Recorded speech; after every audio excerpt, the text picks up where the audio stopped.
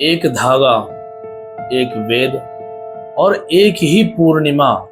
पहली नजर में इन तीनों का कोई संबंध नहीं दिखाई देता है, लेकिन हमारे प्राचीन परंपरा में ये तीनों एक ही पर्व में दिखाई देते हैं। रक्षाबंधन और उपाकर्म, एक है रक्षा का प्रतीक तो दूसरा है ज्ञान और परंपरा से जुड़ा संस्कार। लेकिन सवाल है, इस धागे का शुरुआत कहां से हुआ? पहली बार रक्षा सूत्र किसने बांधा और किसे बांधा? तो आइए उस युद्ध से शुरू करते हैं जिसमें देवराज इंद्र असुरों से पराजित होते जा रहे थे। असुरों के जीतने का संभावना बढ़ते जा रहा था। तब देवराज इंद्र की धर्मपत्नी शची अपने पति देवराज इंद्र के दाहिने कलाई में रक्षा सूत्र बांधती है। वही पहली बार रक्षा सूत्र बांधा जाता है।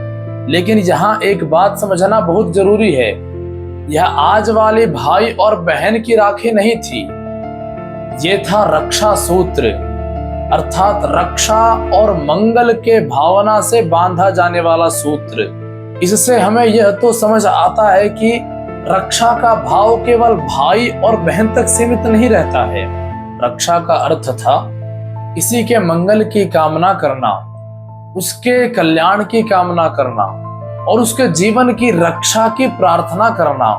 लेकिन अब कहानी एक ऐसे रिश्ते की ओर आती है जिसे आज हम रक्षाबंधन के सबसे खूबसूरत भाव से जोड़कर देखते हैं। ये कहानी है एक भाई और एक बहन का, यमुना और यमराज का। यमुना जी अपने भाई यमराज से अत्यंत प्रेम करती हैं।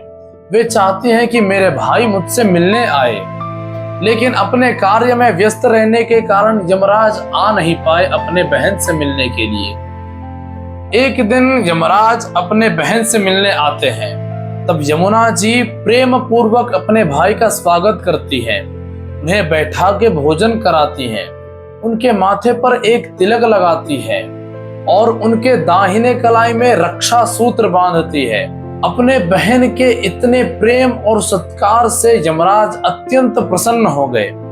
वे कहते हैं, बहन तुम मुझसे कोई भी एक वरदान मांगो, मैं उसे अवश्य पूरा करूंगा। तब यमुना जी कहती हैं, भैया मैं चाहती हूं कि आज के दिन, इस श्रावणी पूर्णिमा के दिन जो भी बहन अपने भाई के दाहिने कलाई में रक्षा सूत्र बांधती है उसका जीवन सदैव मंगलमय रहे, सदैव रक्षित रहे। यमराज उनके वरदान को पूरा करते हैं और इसी कथा से भाई बहन का प्रेम, तिलक, सत्कार और रक्षा की यह परंपरा एक धार्मिक कथा से जुड़ जाती है। हालांकि आजकल राखी बांधने के बाद भाइयों के मन में एक बड़ा सवाल रहता है कि इस बार क्या गिफ्ट दे, या ये सवाल रहता है कि इस बार कुछ देना भी है या नहीं। चलिए, मजाक अपनी जगह रहता है और अब इस कहानी के दूसरे भाग में चलते हैं, जिसका नाम है उपाकर्म। उपाकर्म आखिर है क्या?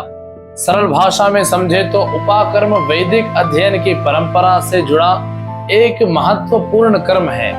इसका भाव है अध्ययन आरंभ करना, ऋषियों का स्मरण करना, उनके प्रति कृतज्ञता व्यक्त करना और वेद अध्ययन को आगे बढ़ाना। यानी उपाकर्म केवल एक धार्मिक कर्मकांड नहीं है, इसके पीछे एक बड़ा विचार छुपा है, ज्ञान के परंपरा को जीवित रखना। श्रावण पूर्णिमा के संदर्भ में वैदिक परंपराओं में उपाकर्म के विशेष महत्व मिलते हैं। उपाकर्म हमें यह भी याद दिलाता है कि जिस ज्ञान ने हमें बनाया है उसके परंपरा को बढ़ाना भी हमारा जिम्मेदारी है। इसलिए रक्षाबंधन केवल एक त्योहार नहीं है, उपाकर्म केवल एक कर्मकांड नहीं है, इन दोनों के पीछे एक विशेष संदेश छुपा है। रक्षा करो, ज्ञान को आगे बढ़ाओ, अपने जड़ों से जुड़े रहो, क्योंकि हमारे परंपराएं केवल मानने के लिए नहीं है, उन्हें समझने के लिए भी है। तो चलिए आज का वीडियो यहीं पर खत्म करते हैं। अगर वीडियो अच्छा लगे हो तो लाइक, कमेंट और शेयर कर दीजिएगा।